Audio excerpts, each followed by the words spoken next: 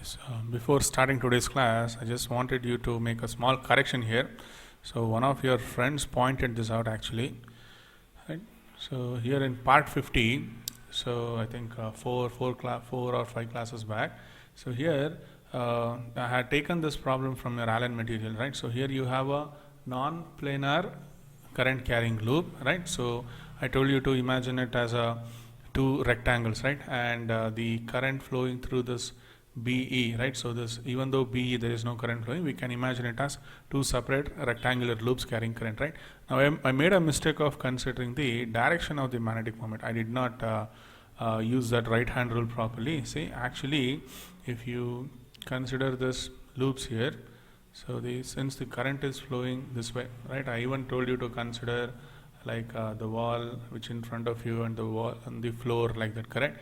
Now here, if you consider this as the direction of current, now if you use your right hand, right, now the magnetic moment will actually be this way. Okay, please make that correction. That is all. Now the magnetic moment, the correct current flowing in this particular section, that is I think BCDE, right? So this is BCDE and the current is flowing clockwise, so the magnetic moment will actually be into the plane of the paper. Okay, so if you take a look at the side view, okay, if you try to view it from here, so this is the edge, this edge I have drawn here. Now this edge, it will look like this. Okay, so these are the two edges, right? Now the magnetic moment, it looks like this. Okay, that is this magnetic moment M is actually this. Now this magnetic moment M, it will be downwards, right? So different perspective, that is all. So let me take another color. This magnetic moment M, it looks like this. Now this magnetic moment M, it is here. Okay, so yeah, since both the vectors are equal in magnitude and they are making an angle of 90 degrees, right? Now the net magnetic moment, it will be this way, correct? Yeah, you can say the net magnetic moment is this way, fine? Right, just make this small correction. If the current was in opposite direction, then whatever I have drawn here is true. So better take both you can make a small correction there. So if the current, right, so if it is flowing in this way, okay, so then whatever I have drawn is right. So then M will be this way. Now in this case, M will be towards you, correct? Now if I'm drawing this loop, so if the current is going this way, so the magnetic moment M, it will be towards you. Okay, please make this small correction. Yeah, so if you find any mistakes like this, please leave it in the comment, right? Okay. Fine. Now moving on, let us go to the next topic, that is applications of, yeah, let us see geomagnetism and applications of geomagnetism, right? Now geomagnetism we have covered in detail by taking the concept and the numerical exercises itself, right, in chapter number 5, right? So geomagnetism, as you know, that is geographical north and south pole, magnetic north and south pole, and geographic meridian, magnetic meridian, correct? And we'll say magnetic equator, geographic equator, right? Now just refer back your notes, you'll get it. Then we have different these quantities also. What was that? Declination D, correct? So declination D, and inclination or dip, which is I, right? And horizontal component of the Earth's magnetic field, vertical component of the Earth's magnetic field, okay? And where do you see this horizontal where do you see this horizontal component being maximum? Where do you think it will be minimum, correct? So all those things we have discussed, right? So the same thing is there in your competitive examination material also, right? Now when we go to the applications, right, applications of this geomagnetism, so the first application under geomagnetism is your tangent galvanometer. Okay, so as you can see from this diagram here, so the diagram on the left, it is like, so it is somewhere, it is drawn, it is constructed somewhere around 1895. You can see it's like 125 years ago, right? So it is that old, right? Now on the right you can actually see the tangent galvanometer, right? Now if you focus on this diagram here, let us understand the working. Okay, now what you do is, here you can see two leads, two connections, right? Now to that you will connect a battery, okay, and you will have a means of changing current. Okay, say you will connect it to a variable resistor. Okay, you will use rheostat or something, right? Now in that you can see a magnetic needle. Okay, so the magnetic needle, this is actually the magnetic needle here. Okay, so this is actually the magnetic needle, right? Now it will be pointing there, fine, and the line whatever you saw, right, the line whatever you are seeing perpendicular to it, they will attach a steel needle. Okay, there is a steel it looks like a needle, right? So that is actually used for making measurements, that is taking the angles, okay, measuring the angles, right? Now here when we supply current, okay, when we supply current into this coil, okay, so you are seeing a circular coil of n turns. Okay, so this will be having n turns. All right, now its radius, okay, its radius is important. Now say its radius is r. Okay, so say call its radius as r. All right, then there are, I think here we are going to find out what will be the magnetic field at the center, right? The magnetic needle is kept exactly at the center of the current carrying loop. Okay, fine. Now when we pass current, so what will happen? So how this helps us in understanding the working of this galvanometer, everything we'll see. Fine. Now if you look at the word galvanometer, so we know that galvanometer, it is basically used to detect and measure current. Okay, so this is also this device, tangent galvanometer. Okay, it also does the same thing. Okay, it detects and measures the current, right?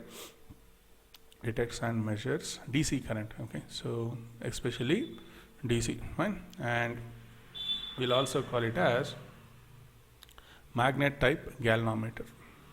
Okay, magnet type galvanometer, right? So here we have this magnetic needle, right? So hence the name, fine, right? So this is how it looks. Construction, right? Construction means it's easy. First we'll take a current carrying loop which has n turns. Okay, and exactly at the center we'll keep this magnetic needle, right? Now when you don't pass any current through this circular loop, right, so there won't be any magnetic field due to it, right? Now magnetic field due to a circular loop having n turns, we'll write it as mu naught Ni by 2r. Okay, so all those expressions we will use here, fine. And what we will see is that when you keep this when you keep this instrument on the table for the first time, okay, now you have to make sure that the angle, see the pointer, whatever the angle whatever this needle shows, it has to be showing 0 degrees. Okay, otherwise you should make sure that you are considering the initial value, fine.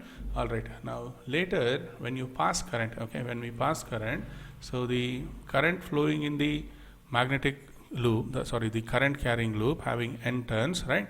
So in the circular loop, whatever you can see, right? Now that current flowing in that loop, okay, it will give rise to a magnetic field which I just now told you will evaluate it by using mu naught I divided by 2r. Okay, right. Now the needle, right, now the needle, it will point in the resultant magnetic field direction. Okay, so here when you switch on the current, when you start sending current through this through this circular loop, fine, you will see two magnetic fields, right? Now the magnetic field due to the earth, BH, right, the horizontal component of earth's magnetic field, it will always be present, fine. But since the current is passing through this coil, you are getting another magnetic field, fine. Now the resultant of these two magnetic fields will be in one particular direction. Okay, and this needle, right, the north pole of the needle, it will try to point in that particular direction. Okay, now keeping all these facts in mind, let us try to derive this formula, which is I is equal to k tan theta, or you can say how we can find out the current I which is flowing through this current circular loop, okay, which is flowing through this circular loop. Okay, fine. So to understand this, let us see the top view. Okay, let us check the top view here.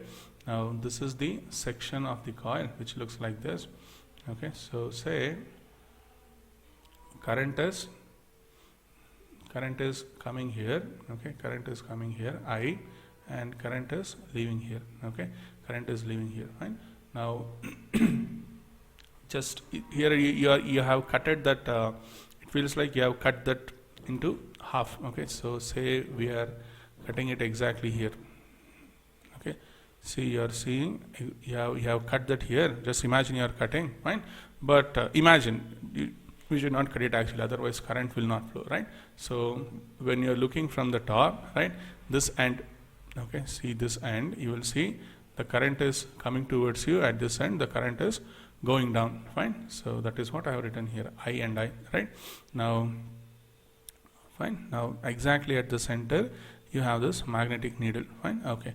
Now here this is, as you know, as I told you, we have to we have to set this charge and galvanometer on a table, so that before passing the current, okay, before passing the current, the magnetic needle, right, the magnetic needle, it will always point in this direction, okay. So the magnetic needle, it will initially, before passing the current, it will point in this direction, right?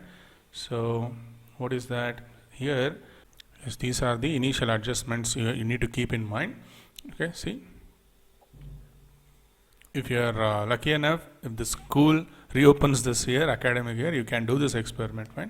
Even you can watch how this works. It's there in YouTube when you find time, right? Now what we need to make sure is that before doing the experiment here, you need to make sure, see, this black one is the magnetic needle actually, fine. Now the the needles, whatever you are seeing, which looks like your compass or divider, so that is actually the aluminum needle which they are using for taking measurements, okay, measuring angles, right? Now the plane of the coil, right, it will be in a vertical plane, it must be parallel, okay. So this magnetic needle, right, so this black color magnetic needle, it must contain in that vertical plane, fine, it must contain in the plane of the coil. So that we need to make sure. See, this way it has to be kept this way, right? Now the same diagram I have written here, fine, okay, right. Now let us proceed. Yes, finally we need to make sure that this needle, right, it lies in the plane of, the magnetic needle lies in the plane of that vertical coil. And as you know, when you set that needle free, right, now that needle, it will always be a part of the magnetic meridian, is it not? It will always be a part of the magnetic meridian. So this is your BH basically, okay. So this is your BH, fine, okay, good. That is horizontal component of the Earth's magnetic field. It will be common all over the place, fine, right. Now once you pass the current, see, now the current is at the top, right? So at this point it is coming towards you, at here it is going inside the plane of the board, inside the plane of the screen, right? So if you use your right hand, you will get B naught this way, correct? So you can see B naught is actually this way, right? Now we are considering this value of B naught exactly at the location of this magnetic compass, magnetic needle, right? Now where is this magnetic needle? Exactly at the center of the coil, correct? Center of the coil, which is having N turns and it is carrying some current I. Now the main intention is we have to calculate that I, alright, fine. Now see, in the presence of BH alone, that is when you don't pass current, so this B naught will not be there in the picture, right? Now B naught, as you know, we'll write it as mu naught Ni divided by 2R, right? I is the current flowing in the coil, right? R is the radius of the coil, and N is the total number of turns, right? In absence of this B naught, as you know, the magnetic needle would have been pointed this way. See, that red one is actually your magnetic needle, right? It would have been pointed this way, right? Now, as I told you, BH will be common. It will be common all over the place, at least in you can say in the laboratory where you are conducting the experiment, right? Now the resultant of BH and B naught, right? So if you just draw a vector diagram, so BH will be this way, right? And B naught, it will actually be this way, right? Now we have kept the magnet tangent galvanometer in such a way that, so this magnetic needle initially it lies in the magnetic meridian. That is true, right? Now the plane, right, the vertical the coil, right, we will adjust it so that this magnetic needle lies in the plane of the coil, right? So the angle between BH and B naught will naturally become 90 degree, right? Now the resultant, right, now the resultant, it will actually be B let us say B. Okay, B is the net magnetic field. Okay, B is the net magnetic field, right? So this will point in the direction of the resultant magnetic field. Okay, fine. Now what we can draw here is, after in the presence of BH and B naught, your magnetic needle, it will be pointing in the resultant magnetic field. Okay, now we will try to find out the deflection. Okay, say this is the initial position, or you can say this is the initial alignment, right? So initial alignment of this magnetic needle was this way, right? Now we have to find out how much angle it has moved, right? So say the angle covered by this, the angle which this magnetic needle moves. Okay, so let us take it as theta, right? So theta is the angle made by the magnetic needle. Here you can actually consider magnetic moment M. So you can take it as magnetic moment M, right? Now the angle between the magnetic moment M, okay, with its initial position. Okay, so the angle swept by the magnetic moment. Okay, so as soon as you pass this current, right? So because of this B naught, you are getting the resultant magnetic field in this direction. Okay, so you know the magnetic needle, it will always point in the direction of the resultant magnetic field. That is the reason. Okay, now this angle, right, this angle, it will be 90 minus theta. Okay, so this angle will be 90 minus theta. Fine, so this angle will be 90 minus theta, right? Now when you fix the current I here, okay, so when you fix the current I which is flowing through your circular loop, correct, the current carrying loop, fine, in the vertical coil, right? Now the magnetic field B naught will also be fixed. Okay, and because of that, this resultant magnetic field, the orange one, whatever I have drawn there, that will also be a specific value. It will not change, right? Now after some time, so some small deflections will happen and the magnetic needle, it will settle. Okay, now you will note down this angle theta, right? Now you will note down this angle theta. Now when you say that the magnetic needle, it has settled at some angle theta, right? Now this angle, we measured it from its initial position. Okay, the initial alignment is our reference. Okay, from there we are making the measurements. Okay, now what happens here is the net torque. Okay, so you can say after some time it will come to an equilibrium. So you know that, so at equilibrium, so now the magnetic needle is in equilibrium. Okay, you can say at equilibrium the net torque acting on it will be 0. Okay, the net torque acting on it will be 0. Fine. Now you can say, let's say tau 1. Okay, tau 1, it is the torque due to BH, that is horizontal component of the Earth's magnetic field. Now tau 2, okay, it is the torque due to B naught. Now B naught is the magnetic field due to the current flowing in the circular coil. All right. Now what happens at equilibrium? And see tau 1, right? So tau 1, it will always try to align. Okay, it will try to bring back this needle to its initial position. Now tau 2, right? So tau 2, it is due to B naught, correct?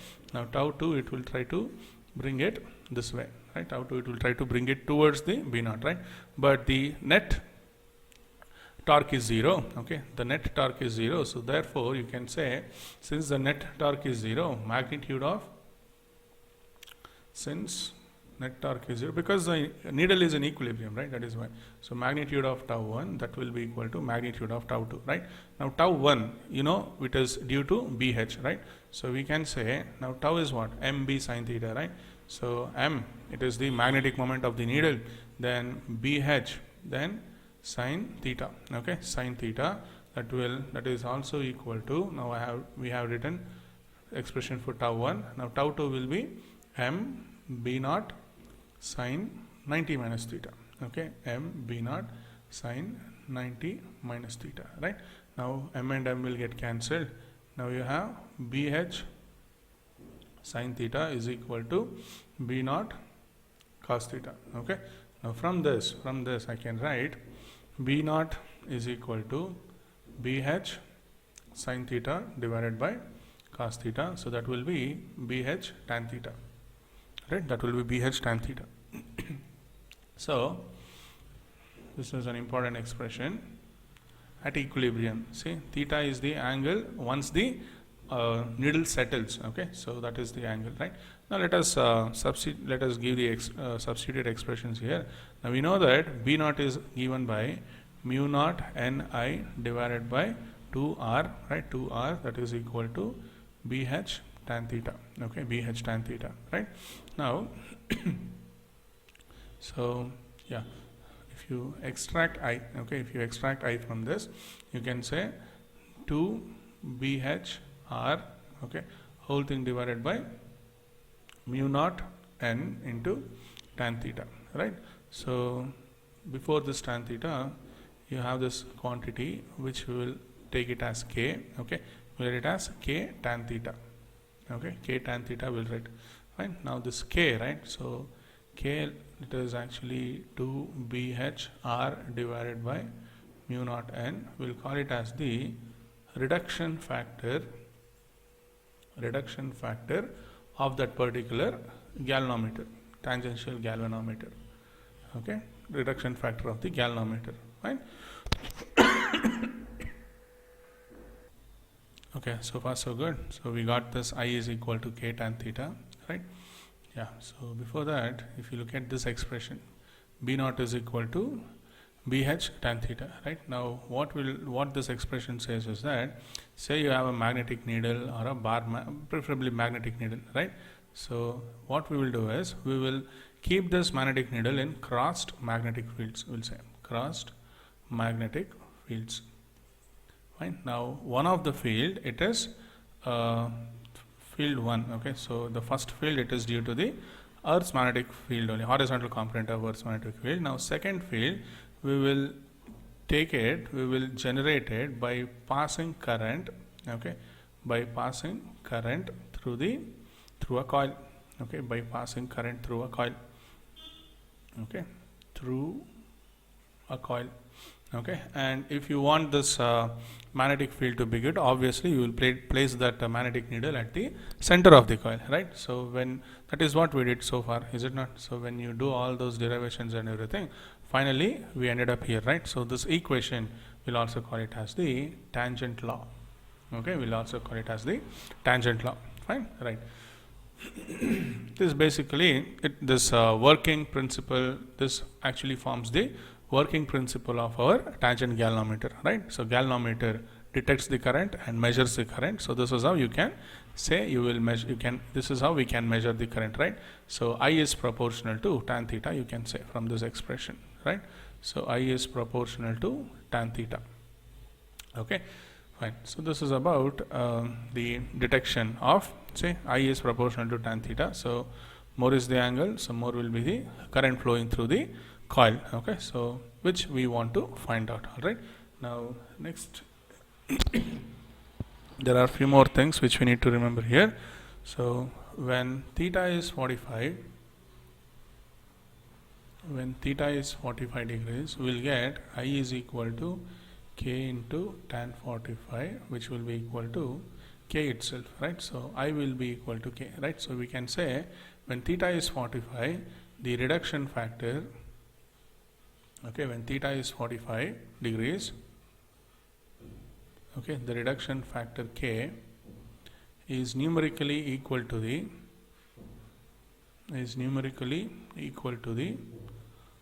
current flowing in the coil, okay, equal to the current flowing in the coil of the galvanometer, current flowing in the coil of the galvanometer, fine. So this is first point, and as you can see from this expression here, I is equal to k tan theta, right? So if you look at the LHS and RHS, and you know that tan theta is dimensionless, right? So the unit, right? So the unit of k, okay, so unit of k is same as that of unit of current, which is ampere. Ampere is the unit of your reduction factor, all right? And the next point what we are going to say is, we will define something called as the sensitivity and accuracy, okay? Let us try to understand the sensitivity and accuracy of galvanometer, okay, of tangent galvanometer.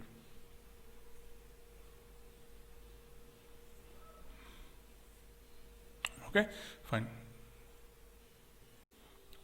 Okay, now let us start with the sensitivity of galvanometer, tangent galvanometer, right? Now, you know, we measure the current flowing in the coil, right, the vertical coil, by putting theta in this equation. So if you put theta, you can obtain the current, right?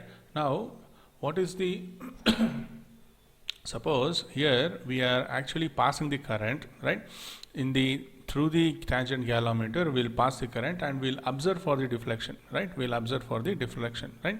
Now here you can say it's like giving I as the input and looking for theta as the output, okay? Say I is your input, which we can control.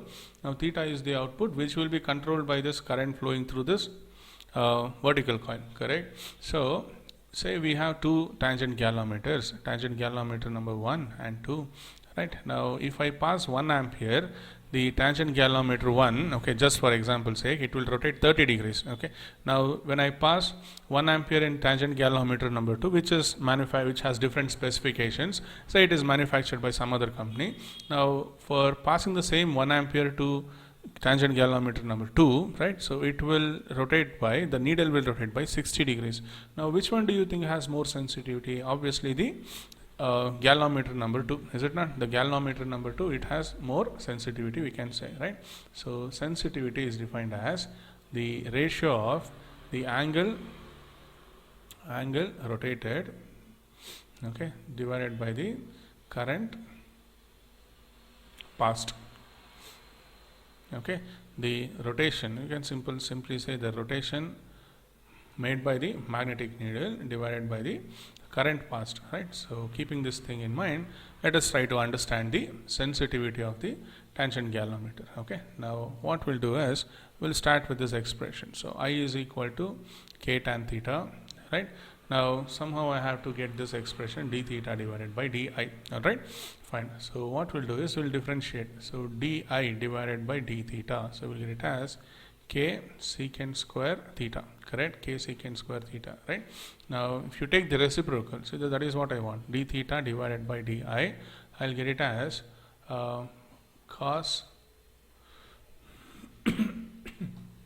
1 by k secant square theta, so that is cos square theta divided by k, okay, cos square theta divided by k.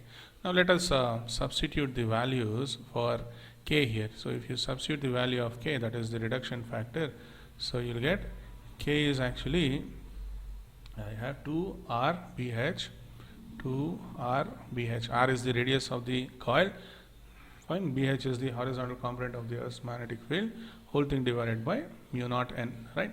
Now this mu naught n will come up, then you have cos square theta, now whole thing divided by 2RBH, okay? So this is your sensitivity, okay? So this is how we define sensitivity. This is the expression we got, fine, okay, right? Now finally, let us try to see how we can increase the sensitivity, right? Now for sensitivity to be maximum, for sensitivity to be maximum, right? So see, the numerators must be large and the denominators must be less, right? Whatever the factors you have in the denominator, right? So you can say n, if n increases, right? If n increases, sensitivity increases, right? So for sensitivity to be maximum, so the first thing what you have to do is you can increase n. The second possibility what you can do is you have to keep this cos square theta maximum. That implies theta must be kept minimum, right? So the deflection, right? So when here it clearly tells you that when theta is 0 degrees, okay, when theta is 0 degrees, that is when you will get cos theta to be maximum, is it not? Cos 0 is 1, cos square theta is also 1, fine? So when theta is 0, you can say the sensitivity will be maximum. If you fix all other quantities, if you fix n, okay, if you fix n, then r, bh and everything, right? So if theta, usually these things will be fixed, you cannot change it as per your wish, right? So when theta is 0, the sensitivity will be maximum. That is what we can find out. And the other two possibilities are, you can, as you can see from the expression, increase the radius, and you can find a way to decrease BH. Okay, so you can say increase radius, and yeah, so third one. Now fourth one, you should try and increase BH. Sorry, I have to decrease, right? Yeah, R and BH I have to decrease. Sorry, it's because since I need to increase the sensitivity, so R can be decreased and BH can be decreased, right? Now how can you decrease this BH? Means you can keep a small bar magnet very close to the that is under the tangent galvanometer. So something like that you can do. Fine. And again, so you are trying to look at the net magnetic field, which is in the magnetic meridian then. Okay, then it won't be the horizontal component of the Earth's magnetic field. Fine. So all those things will not give you the correct result. Usually we don't do that. Fine. But this is one possibility that is on. Okay. Now increasing these things, it has its own disadvantages.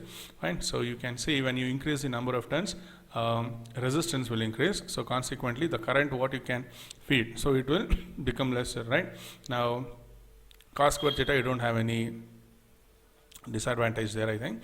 Now R, when you decrease R, right? So when you decrease R, when you make the size of the coil less, right? Now the magnetic field at the center, it will start moving towards non-uniformity. Okay, so the magnetic field at the center, it is almost uniform if you have a required value, you can say sufficient value of that radius. I'm talking about the size, right? Fine. So size of this vertical coil. Fine.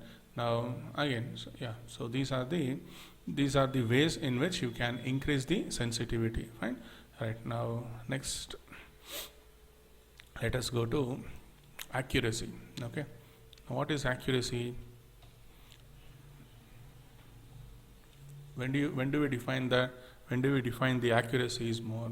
If error is less, okay, if error is less, so naturally it tells you that accuracy is more. Okay, now we have to find out how we can actually minimize the error. Okay, and what are the possibilities which will help us in minimizing the error. Okay, so if error is less, accuracy will be more, right? Now again, for understanding the accuracy of your tangent galvanometer, we'll take the same expression, I is equal to k tan theta. Okay, right. Now here if I differentiate with respect to theta, I'll get di is equal to k secant square theta d theta. Okay, now let us divide LHS and RHS by I. Okay, so when you divide it by I, so if you see the LHS, you should get an idea what we are doing. So this would be k secant square theta d theta whole thing divided by, now I can substitute tan theta again, right? Now the LHS, it looks like di by I. So don't you think we are talking about this relative error? Is it not? Relative error, correct? Fine. So it is actually the relative error we are dealing with now. Fine. Now secant square theta, you can write it as 1 by cos square theta. Now you have tan theta. So tan theta is sin theta by cos theta. So one cos theta will go, right? And yeah, d theta remains in the numerator. Now you have d theta divided by sin theta cos theta, correct? Fine. Now let us multiply and divide by 2. Okay, when you multiply and divide by 2, we'll get di by I as 2 d theta whole thing divided by 2 sin theta cos theta. Okay, so this is actually sin 2 theta, right? We'll get it as sin 2 theta. So 2 d theta divided by sin 2 theta. Okay, right. Now I want this LHS to be minimum, right? So when relative error is minimum, so obviously accuracy will be maximum, right? So that is what we said just now. So if di by I is minimum, okay, that implies accuracy will be maximum. Okay, accuracy will be maximum. right? Now if I want the di by I to be minimum, so what changes I need to make in RHS so that the value will stay minimum? See, the numerator you can't touch. So here, if you look at the denominator, you have sine 2 theta, right? Now, if sine 2 theta is maximum, only then you can say di by d theta will be minimum, okay? Comma di by, sorry, di by I, not di by d theta, di by I will be minimum. Okay, will be minimum, right? So the maximum value of sine 2 theta, you know, sine 2 theta, the maximum value is 1. Okay, so therefore theta will be 45 degrees. Okay, so when you see the angle, the deflection is 45 degrees. Okay, so when theta is 45, okay, so accuracy is maximum, or you can say the tangent galvanometer is accurate, highly accurate at that position compared to any other position. Okay, so accuracy is more. Fine. Now, speaking of sensitivity, what did we discuss? When theta is 0 degrees, right? When theta is 0 degrees, the sensitivity will be more. Okay, the sensitivity will be. Okay, now just now we saw that if you need more accuracy, so the angle, right? So the deflection, it must be close to 45 degrees. If you need more sensitivity, the deflection must be close to 0 degrees. You can say I have written 0 here, you can say it is approximately close to 0. It all depends on that cos square theta, whatever we wrote, right? So if theta is less, right? If theta is less and once theta approaches 0, cos square theta will approach 1 and you will get maximum sensitivity, right? But there is a contradiction here. So this is H.C. Verma volume 2, you know, it's a quite famous book, right? So here they have given the topic about sensitivity. So they have given good sensitivity, means when the sensitivity has to be maximum. What is sensitivity basically? It is the ratio of deflection produced to the current passed, correct? So when you good sensitivity here, you can consider maximum sensitivity, alright? So good sensitivity means that the change in deflection is large for a given fractional change in the current. Okay, now fractional change, as you can see, they have considered a di here. All right, so everything is fine until this step. See, in the RHS, you can see di by I. Okay, I still not get a convincing. I'm not convinced that this di by I is a constant, because see, for I you can always substitute k tan theta, is it not? Now for this I, see here I is not a constant. If this factor di by I was constant, then you can say d theta is directly proportional to sine 2 theta. Okay, then whatever the reasoning is made here, he says thus for good sensitivity, sine theta should be as large as possible, and he goes on explaining that this is the case when theta is equal to 45. So the tangent galvanometer is most sensitive when the deflection is around 45 degrees. He has given, is it not? Fine, but it is not that this I is constant. I is a constant, right? So I, you can always replace this I with k tan theta. Okay, so you can even verify from experiments here. Okay, so I have mailed this confusion with to H.C. Verma himself. Let us see what response we'll get. Eventually, I'll let you know what is the correct answer. Fine. So if you look at the experiments here, you can take a look at this tangent galvanometer experiment by Vishnu Physics. There are many experiments like this. Many experiments which are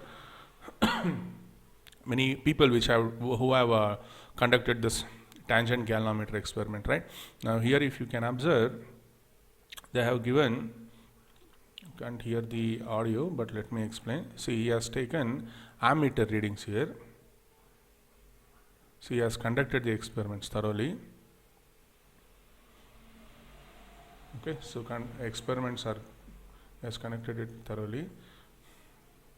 If you look at the ammeter reading here, see 0.1, 0.2, 0.3 up to 0.6, then if you look at this column, okay, you can follow the mouse pointer here, it is 0.1. See, it matches, right? When the ammeter reading is 0.1, see, you will calculate the deflection, you will take mean deflection, then you will calculate tan theta. Now the reduction factor of the ammeter you can calculate it. So he has calculated it to be 0.096, right? So if you see from calculation and the reading shown by the ammeter, they are almost matching. 0.10 here, 0.1 we have here. The ammeter reading is 0.2. The answer got from the calculation is 0.2, close, right? So here 0.5, he has got 0.49, like that, fine. So 0.6 also it matches, right? So K, if you look at the last column, right? So K, he has verified it experimentally, right? So you are getting 0.096 ampere. You can say 96 milliampere, right? So it is close to okay. So finally, you will take mean of all these values, all these K, okay, from each and every reading. All right, fine. So from this experiment, you can clearly see that theoretical value, right? So theoretical calculation, I is equal to K tan theta, right? So K is constant, right? So it actually matches with the current flowing in the ammeter. So what I wanted to say here is, if you observe the graph of tan theta, see here I have taken I is equal to K tan x, okay? As you can see, I have taken I is equal to K tan x, all right? Fine. Now here, K, it varies from 0 to 10, let us say, okay? So even though you see the value of K changing, right? So it doesn't change the shape of the curve that much, okay? We cannot take 0, anything other than 0, right? Fine. So let us keep it at, see what did we get usually, 0.09, somewhere close to that, right? Yeah, so we have taken like this. At least we can say I is proportional to tan theta, is it not? So here there is x, there is don't worry about it. You treat the horizontal axis as angle, okay? Right, now let me take a screenshot of this. See, I have taken a screenshot of this here. You can treat the horizontal axis as theta and the vertical axis as tan theta, right? Okay, so if I draw a slope here, okay, see, if I draw a slope here at any point, that means I'm trying to differentiate. So I'm getting di by d theta, is it not? I'm getting di by d theta, but I need d theta by di, okay? I need d theta by di. So what you can do is, you can consider you can feel that, you can imagine that you are rotating the graph by 90 degrees, okay? You are rotating the graph by 90 degrees. So let me do that here. So I'll take a, okay, so I'll take a,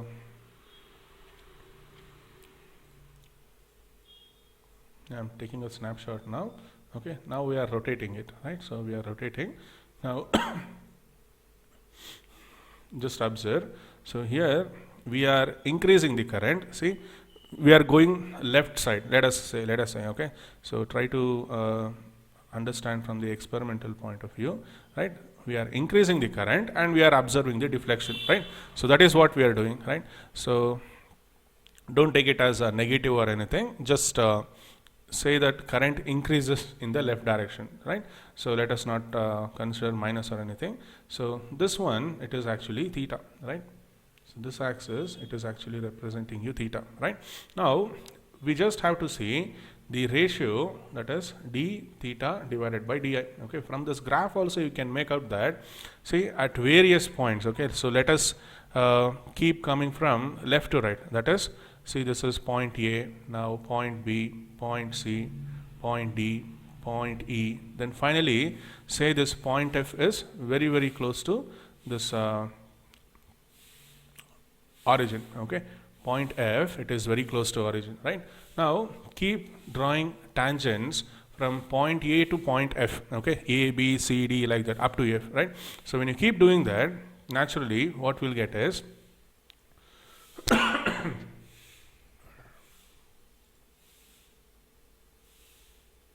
okay, fine. So when you keep drawing these tangents, right? So at point A, so this is your d theta by di. Remember, I'm actually talking about d theta by di. At point B, this is your d theta by di. At point C, this is d theta by di. At point D, this line represents d theta by di.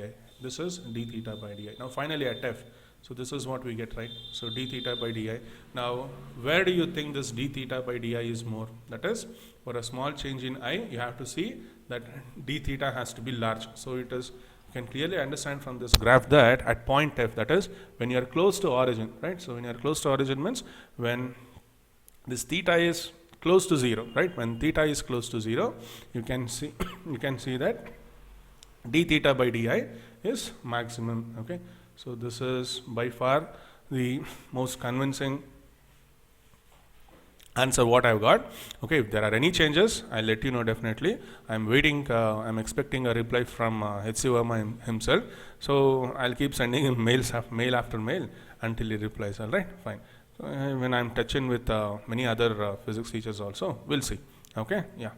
So fine, we'll continue in the next class.